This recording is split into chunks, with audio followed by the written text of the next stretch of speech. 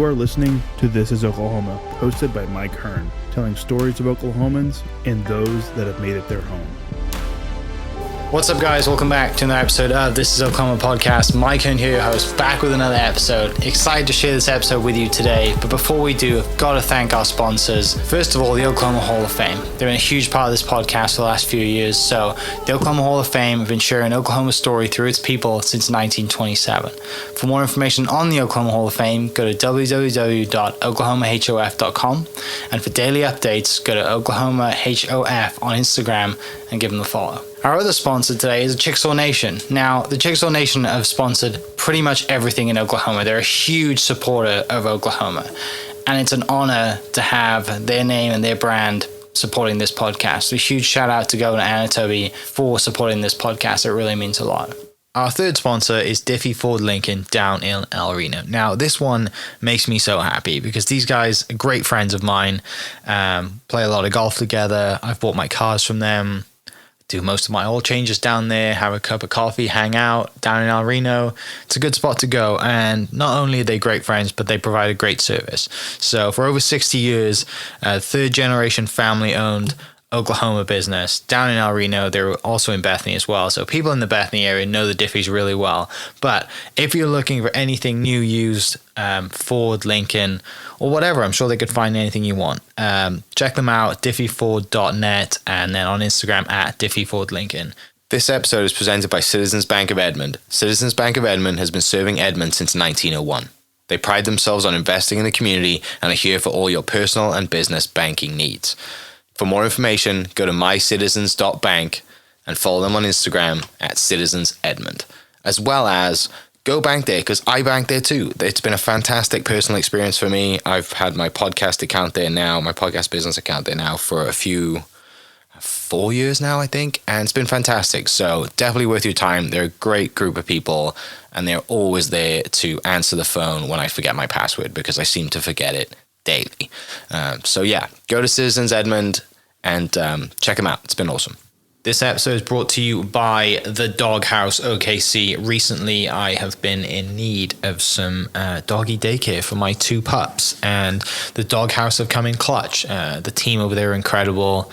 They've taken care of my two golden doodles, and so it's been an honor to partner with them on the podcast and share the love. And the one thing that I do with the sponsors that I have is stuff that I use and recommend, like the Diffies with my car, Hall of Fame. They're awesome. Citizens Banks, where I bank. Chickasaw Nation, huge supporter of Oklahoma. And adding to that is the Dog House. And so if you're in need of doggy daycare in the day or boarding overnight, they do grooming and other cool things too. But I've had a fantastic experience, and it's an honor and a privilege to share this with you too. So go to thedogHouseOKC.com and follow them on Instagram at thedogHouseOKC. And hopefully our pups will run into each other. What's up, guys? Welcome back to another episode of This is Oklahoma. Mike Hearn here, host, back with another episode down at the Fordson today. It is DeadCenter film weekend, and so we are down here recording some episodes.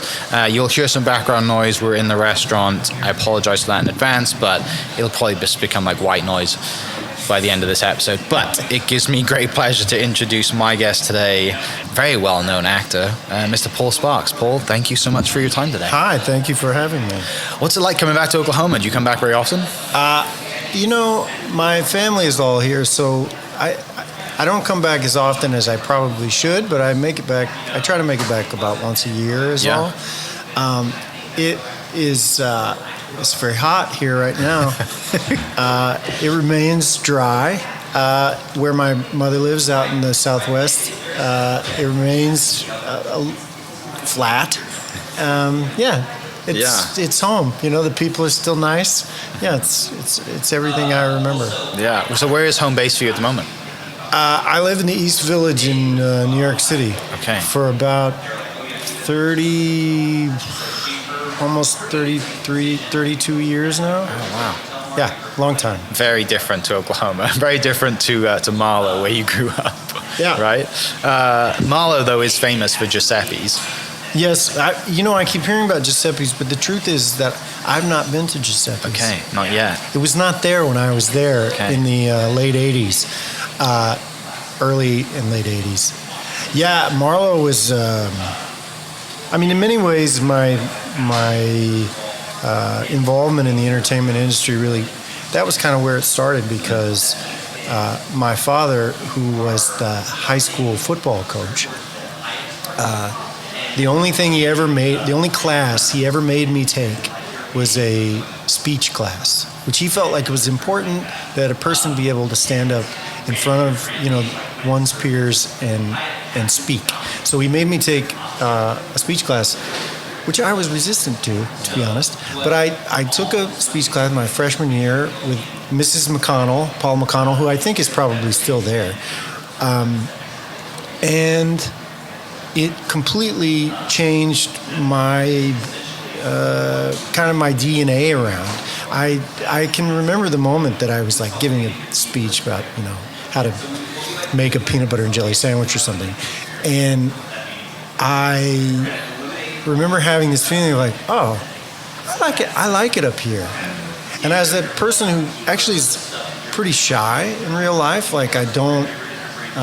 In fact, this whole experience of coming here from DeadCenter is like there's a part of it that I'm like, oh my God. Like, it's like almost humiliating, to have people like saying nice things about you, even as lovely as it is. It's also like, it can be hard on me.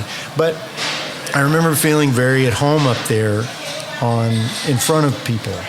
And I would go on and do the plays there, and then she did like, I don't know if they have this in Wales, but there's a lot of competitive speech and debate is like a kind of, but politics is a sport here and speech is a sport here, so versus I think the rest of the world. So we have a really robust like speech and debate circuit here. High schools really do it, and it just so happened that Marlow, where I was, which is a tiny town of about I don't know if there's 5,000 people there, and we won a lot. And it was just kind of this lark that I did. Yeah. It was this thing, because I was still playing sports, because my dad was the football coach, and I played baseball and basketball, and but I would always stay involved with Miss McConnell's speech team. And then when I graduated, I was going to go to Oklahoma State and study chemistry. Mrs. McConnell had said to me, they have a theater scholarship there, and all you really have to do is a monologue. Which, I knew monologues. Yeah. And so I got out of school one day. They drove me to Oklahoma State. I auditioned for it. I'm not sure if anybody else auditioned for it, but I did. And then I got it. And once I got it and I got there, and I took my first engineering calculus class and realized, the dream of, working in a lab at Halliburton is probably not going to happen in the way I would like.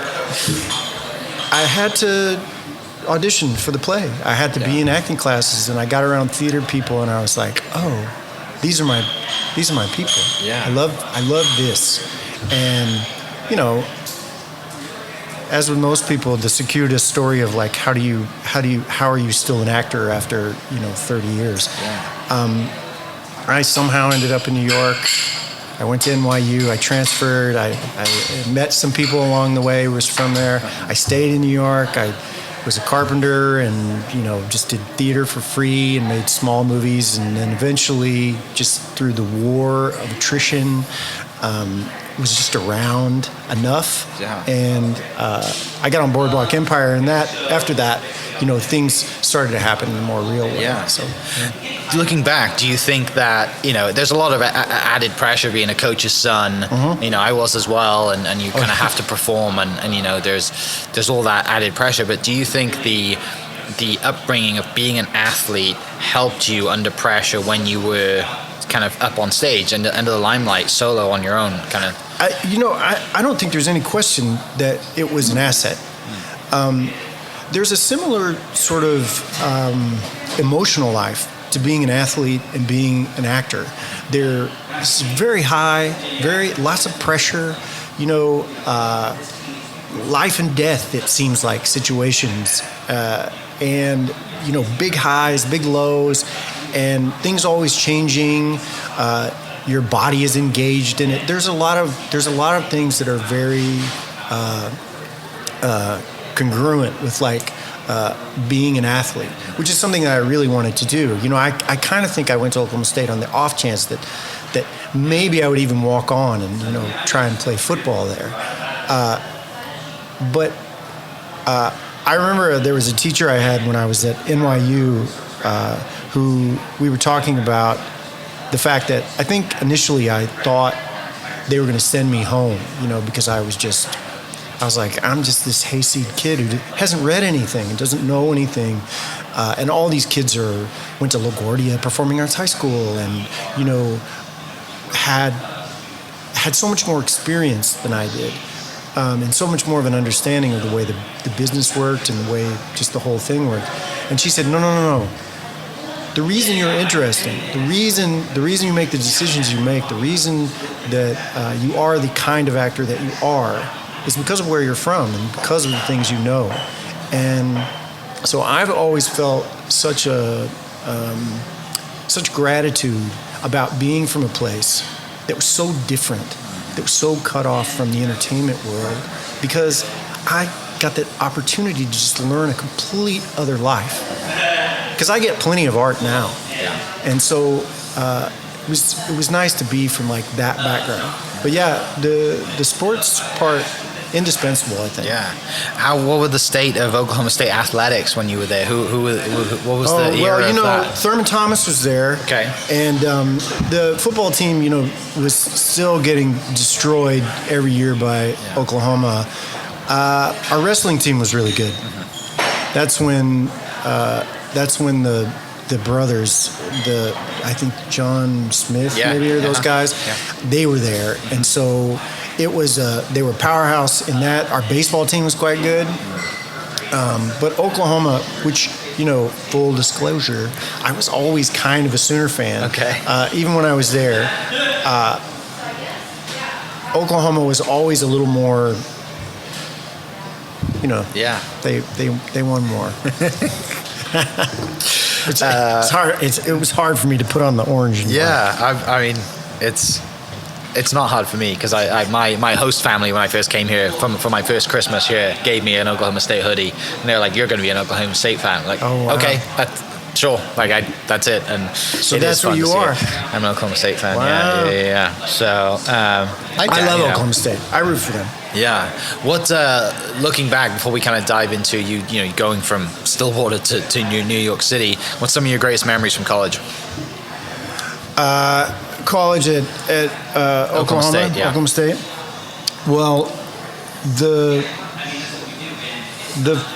first show that we did there was The Rainmaker, which is where I really realized that I fell in love. I worked with this woman, Tracy Callahan, was the director there, and she was from Chicago, and she had a lot of big ideas about acting that I just never thought of before.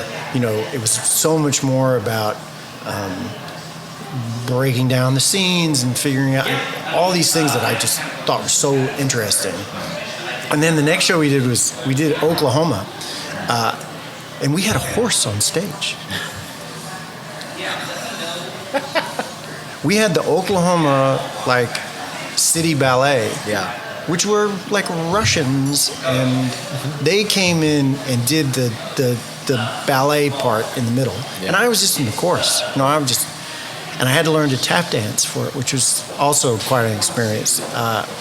But yeah, we had a legitimate, perhaps slightly drugged,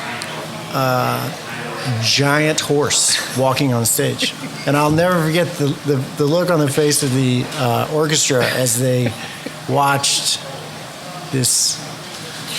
him singing, you know, "Oh, what a beautiful morning" on a horse. Yeah, it was amazing. Those people were great. Yeah, they were great. I feel like when I was in the green room, there was like a green room at Oklahoma State, and I remember sitting there. And this is back when everybody was like smoking cigarettes inside and all this. And I remember seeing the head of the department and the technical director.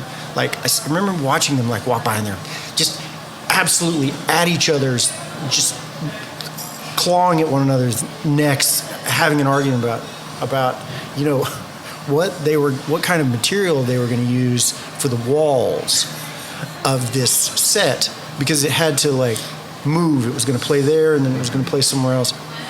And I remember thinking, that's their job.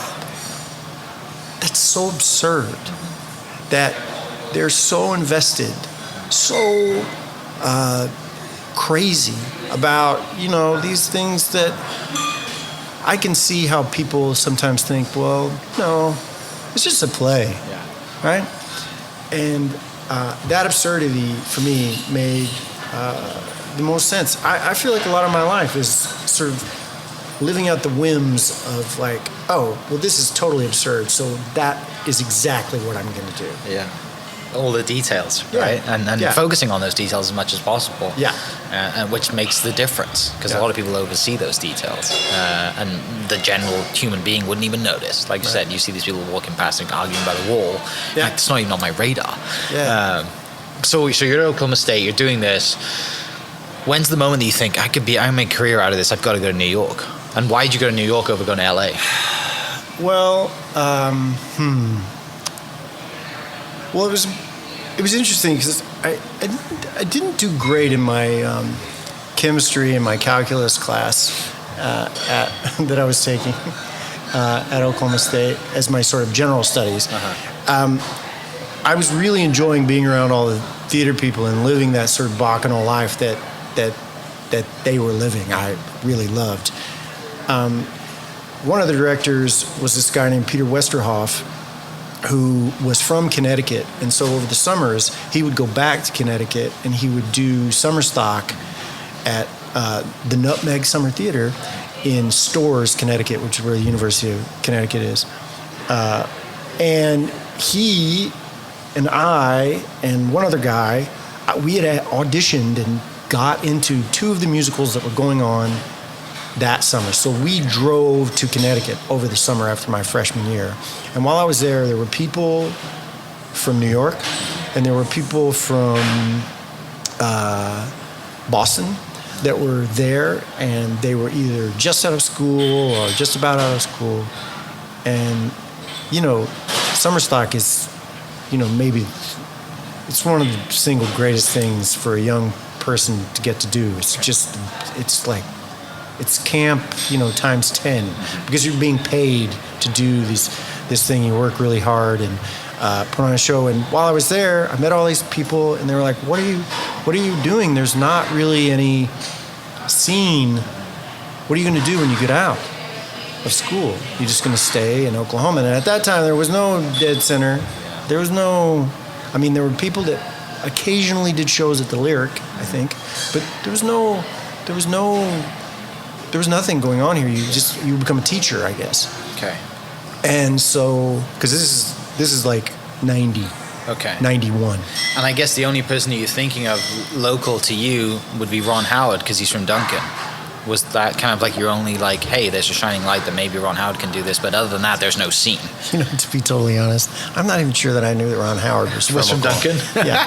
I don't know that I thought of anybody as like, oh, they're from, maybe James Garner I know about, but I think that was kind of it. Yeah. There was no guiding light. But these guys, I remember going into the city. We had a few days off, and we drove into New York City, and I went in with these people that were from there, and we roamed around in places that people who live there go. Yeah.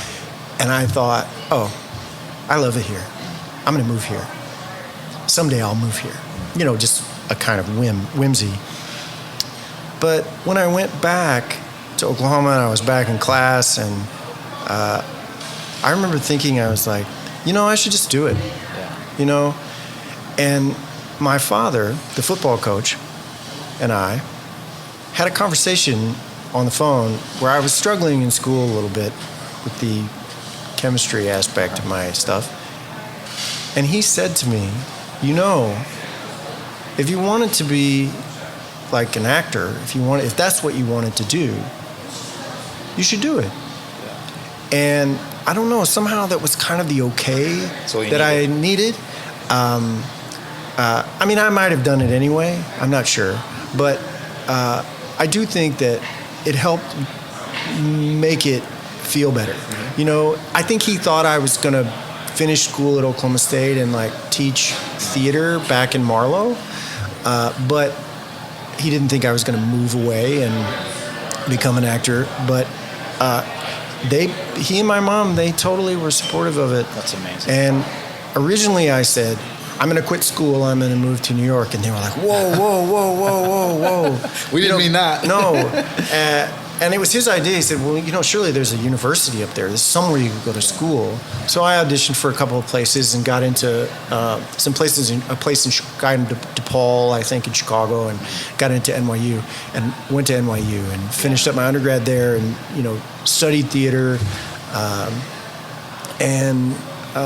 Yeah. That conversation from Dad, like that's, you know, there's so many stories of kids who are in your position, right? They're probably got anxiety or they're nervous around having that conversation of what their parents would think, and Dad takes the awkwardness out of it, and just by which to him probably didn't feel like that much, but to you it was everything. Yeah. You know, because you were probably worrying about like, oh, I'm the coach's son, maybe I'm gonna come back and, you know, and follow and kind of continue the family name and be a teacher or whatever it is. And he's like, no, go for it. Like, listen, every time I start telling the story of like how I got here, and I start with my dad was a high school football coach, the first thing I see in people's eyes is like, oh, you poor kid. But my dad was not like that. Right. You know, he was a weirdo.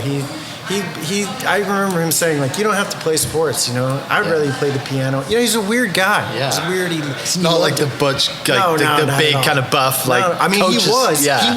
He was. The stereotype. He was, but he was also, like, he loved the arts. He was the one that was, like, really loved to come to New York, and they came to every show that I ever did. And, I mean, they saw some, I cannot even tell you the sort of not suitable for wife shows that I was doing in New York City, the downtown theater scene, which is really where I started, which was, I mean, it's out there. Yeah. And they came to all of them.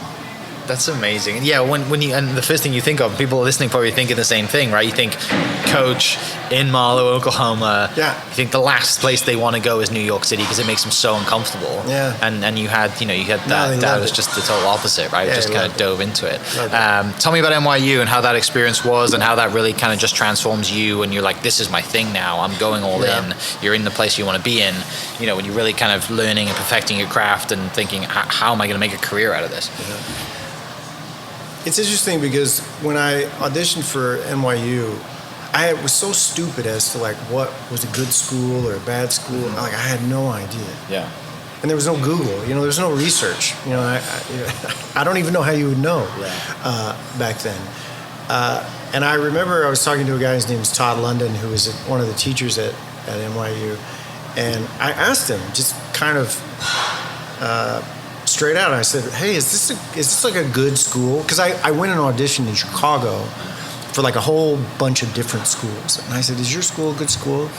And he gave me the greatest answer. He said, "You know, for some people, this is the worst mistake they've probably made in their lives, and New York City will totally eat them up. It will totally eat them up." And he said, "But for some, it will be the best decision they've made, but so much of it has to do with who you are and what you bring to it." And I think that I was 20 when I went, so I was a little older. Could not afford to go to NYU. I could like hear the money like ringing up every time I went to class. You know, I worked so I could just pay off the loans that I had to go to school there.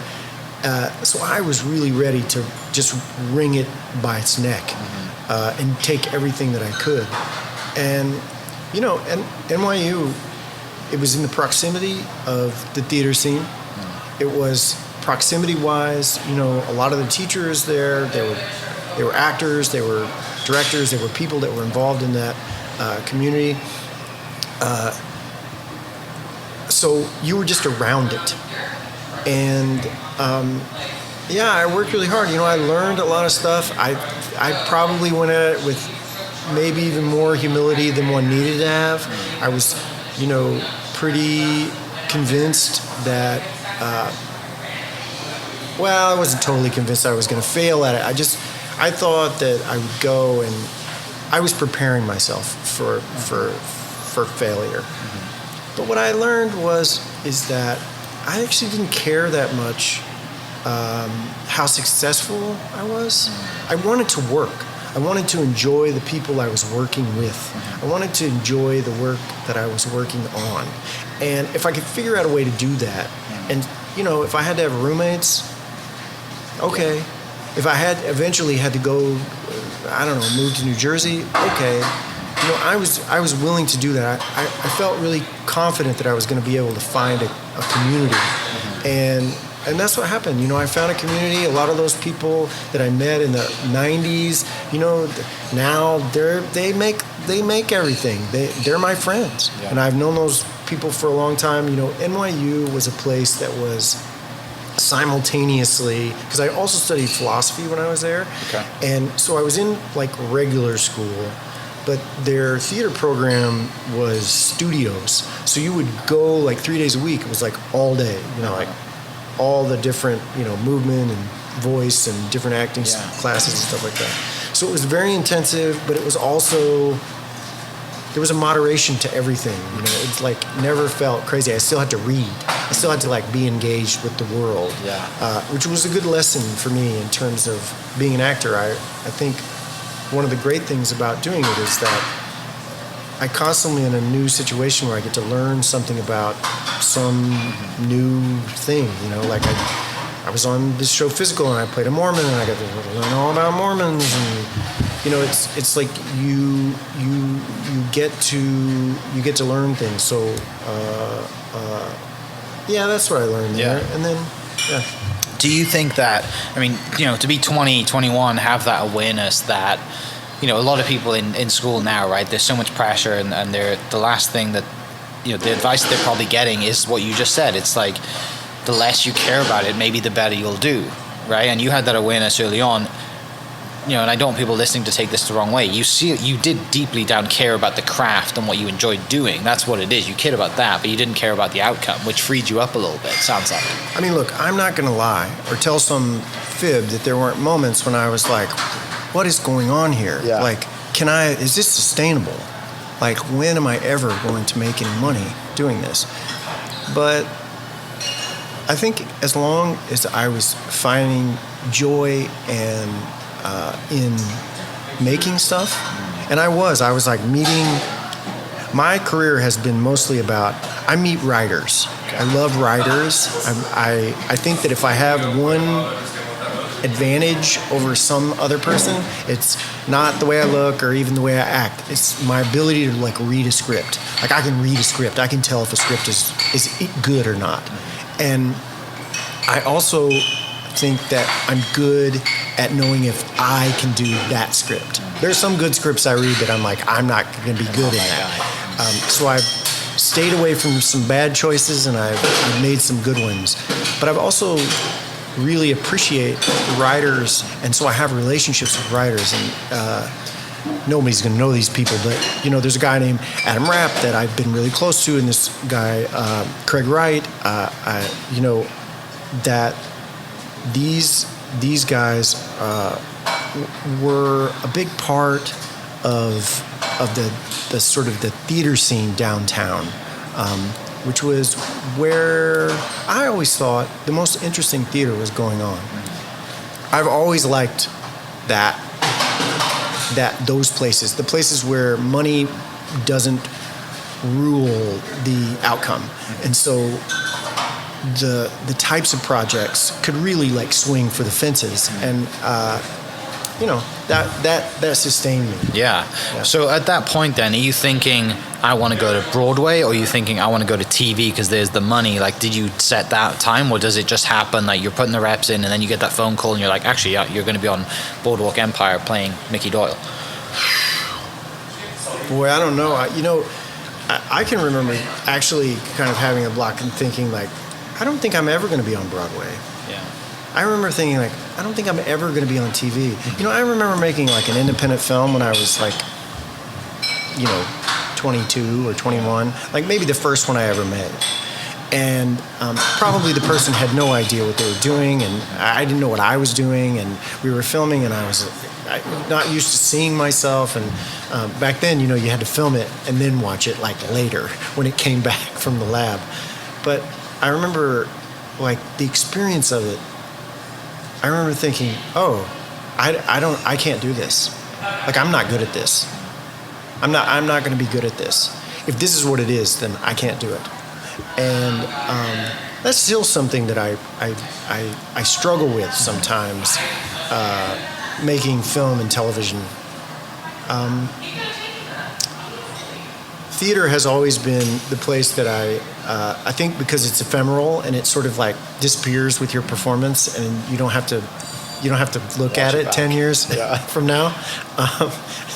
I'm always much better in my mind in that one. But I have learned that, so much about working on films was about learning to focus on, like, the work part of it. Like, what am I actually trying to do in the scenes?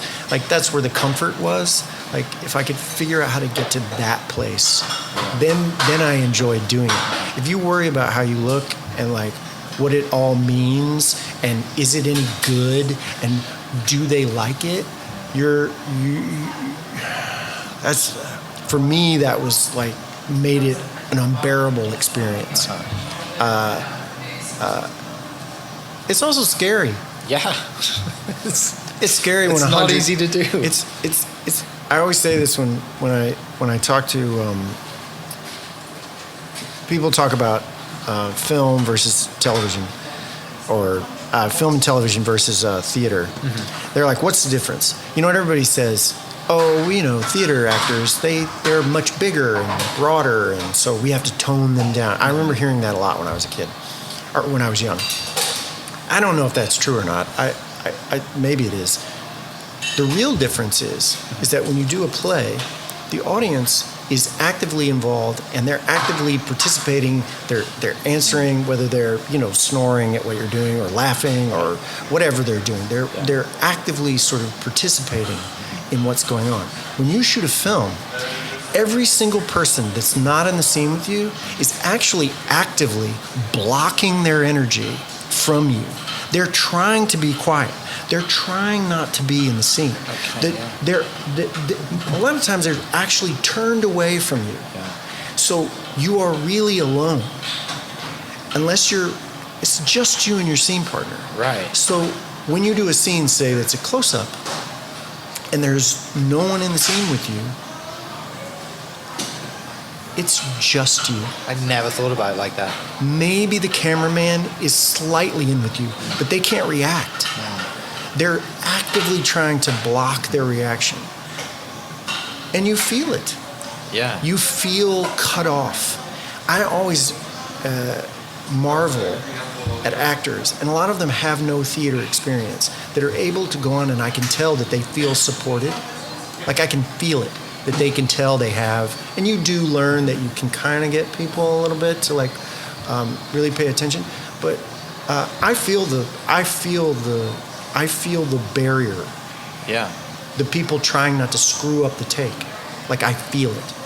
And it makes making film and television, it can make it feel more lonely, and more like scary.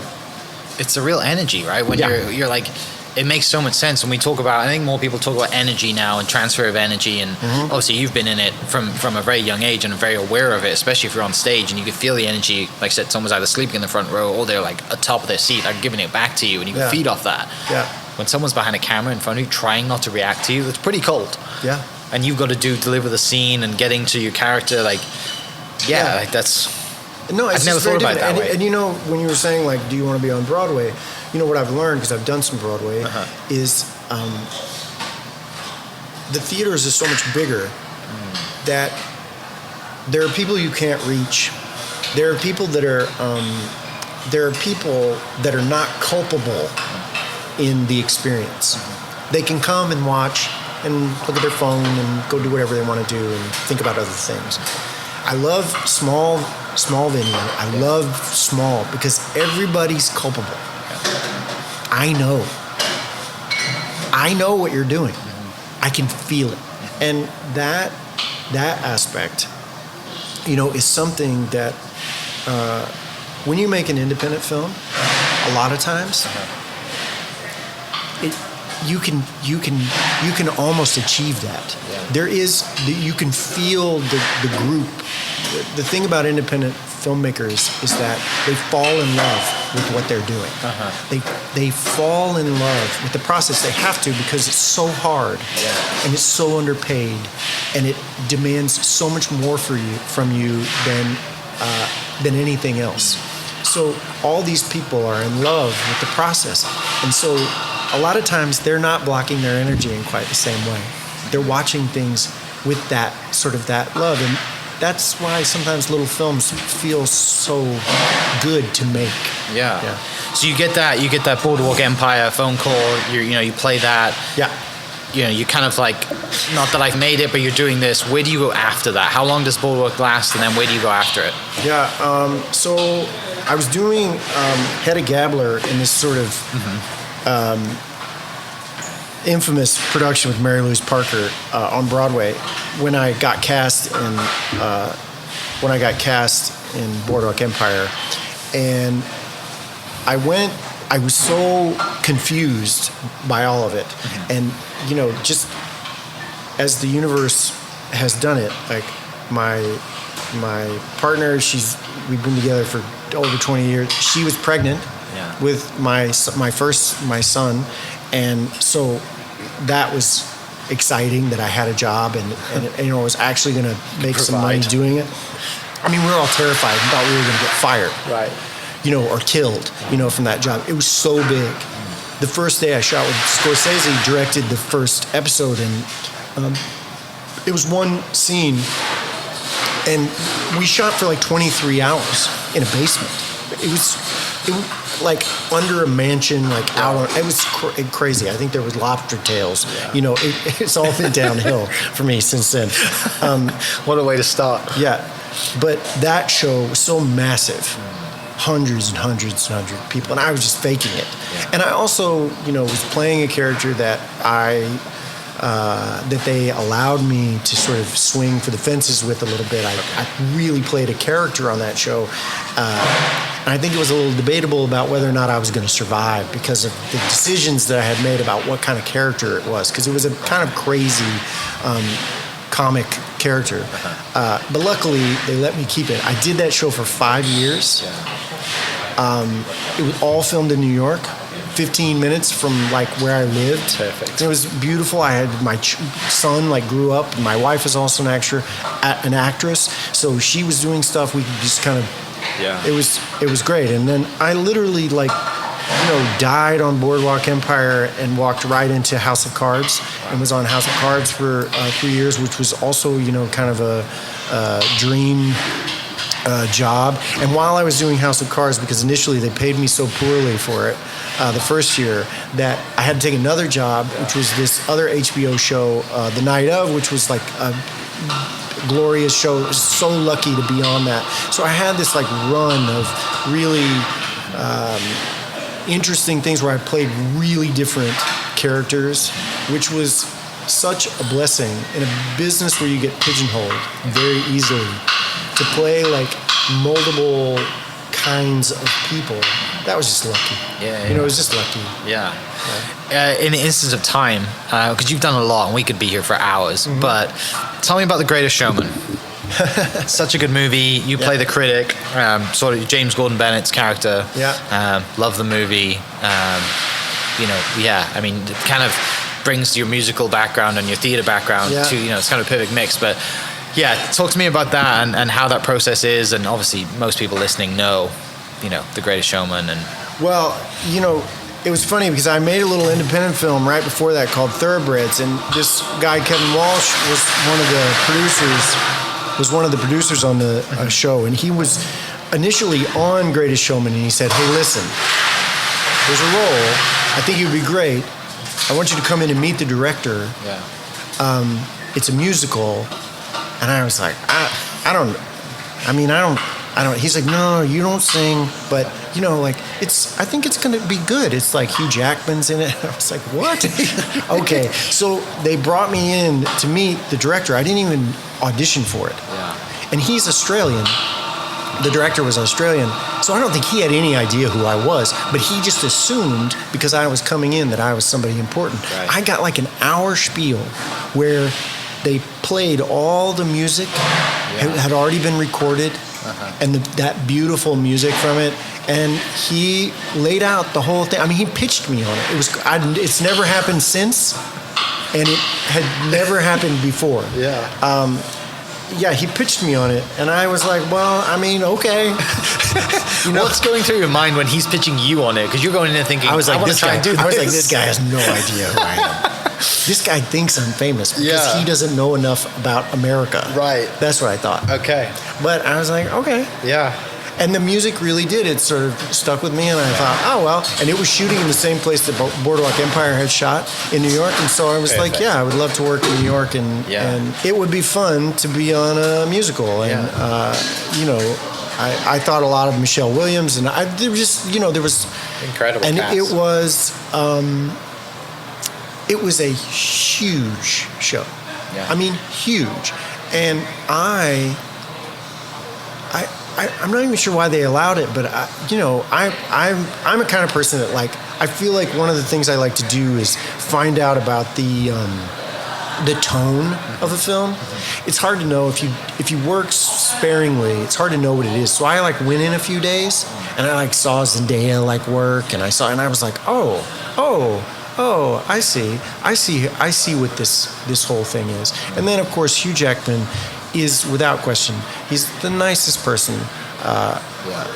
He remembers everything about you. He knows every person on set. He gives out lottery tickets every day, Friday. He's the nicest guy, and genuinely knows about you and your family and what you're up to, and cares about the crew. And he's a good guy. So those things trickled down. So it was a really good set. And a lot of times in the big ones like that, not such a great set.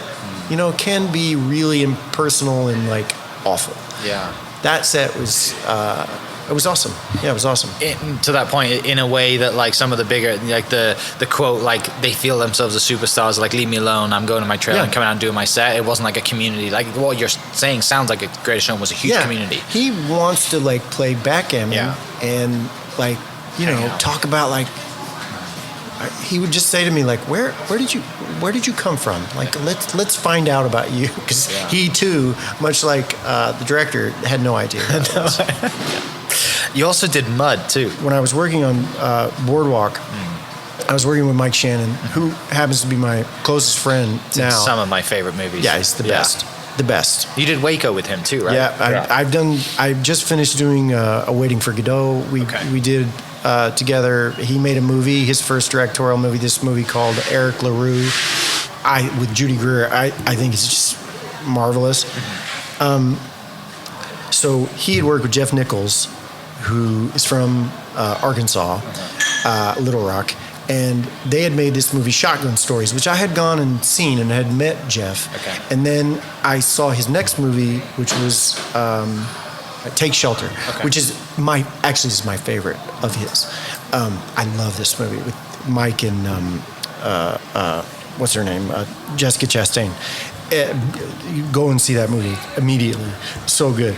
So Shea Wiggum, who was also on Boardwalk Empire, had worked with them on Take Shelter. He couldn't do the part of the bad guy on Mud, and so Mike was like, well, you should have Paul do it. And so Jeff called me, and we just talked on the phone, and he was like, okay. And he's a small town Arkansas guy, so it was we sound the same. So he was like, oh yeah. So then I went down and made that, and of course, that cast is crazy when you think about who's in that. I mean, McConaughey obviously, and Reese Witherspoon, but also Mike is in it, and what's his name? The guy from Deadwood, the tall, skinny guy who made the short film called The Accountant that won the Academy Award.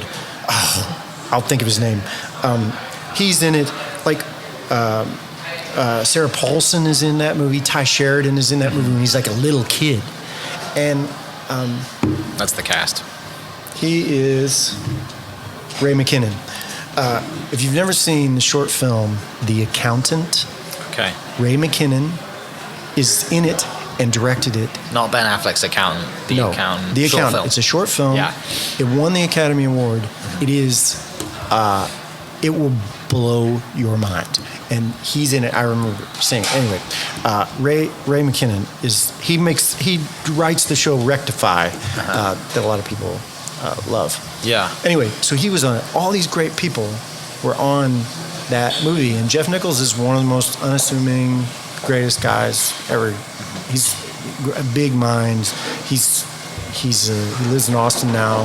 He just finished that movie Bike Riders, which I haven't seen it, but is it out yet? I don't think incredible. It makes me want I to don't buy think an it's out. Indian You know, motorcycle. the pandemic. It felt like the pandemic. The strike. You know, Sure.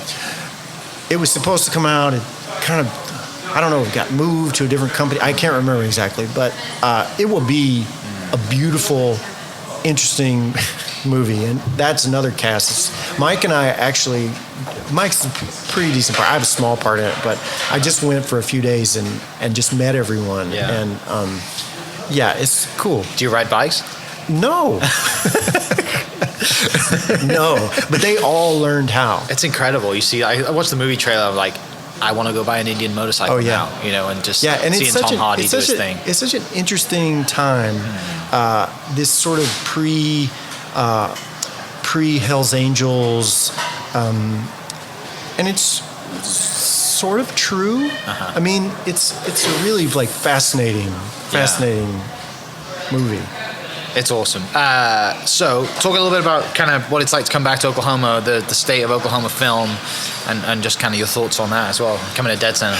Well, I will say it's first of all, it was really unexpected that they would ask me to come back. I mean, I feel I know I've done some things, but it feels pretty over the top to ask me to come back and yeah.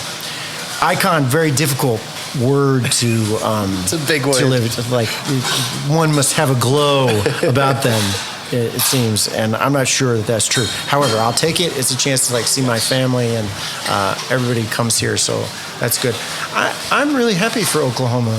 I'm happy that this has turned into like, I mean, who would have thought? Certainly not me. There was no, like I said, there was like no guidepost for me when I was growing up. There was no DeadCenter. There was none of this stuff. And so it's really great. I always feel like this is a state that is underestimated. You know, they talk about how there's no professional sports will do well here. Try and get a ticket to a Thunder game. Yeah. You know, it's like, I feel like you don't understand like who Oklahomans are and the way they rally around things, the way they care about things that are theirs, and that's perfect for independent filmmaking. It's like that's all it is. When you think about like this film festival, you think about all the hours that have gone into all the things that have been made. For many of these people, this is like their whole life. And they're just one piece of this massive thing that's showing over the weekend. I mean, it's a lot to hold. And the film festivals that handle that stuff the best are the ones that also love them back. And you can feel it here that everybody does. I love that people are filming here. Somehow I've never worked here. I'm not totally sure how that's happened. But I'm waiting. Mm-hmm. I'm waiting. I know people who have. I feel like I've watched cities like Baltimore and New Orleans. I've seen them change because of the incentives. I've seen what it can do, and I feel like that. You know, it can really change the state. Yeah. You know, if they bring it here. And it brings in a lot of money. It brings in a lot of interest. There's a lot of stuff to see here. So I'm proud of them. I'm proud to be from here. Yeah. Last question. If you were to write a letter to theater, the art of the craft that you do, what would you say? Oh, it would be a letter of gratitude. You know, I don't think you could, or I don't think I could overstate like how important it's been for me. It is. It's like makes my life like worth living. You know, it makes everything more interesting. The world that we live in is complicated, and it's not always very nice. But the people that are here are just kind of infinitely interesting. And I'm the kind of person that's really interested in how interesting people are. And theater, making movies, making stories is all about celebrating all that diversity in each individual person. The little tiny, like you were saying, the little tiny details of humanity. And I cannot thank it enough for allowing me sort of a place to kind of pour my energy into it. I'm really thankful. You know, I'm like, I bow at its feet, you know? Yeah.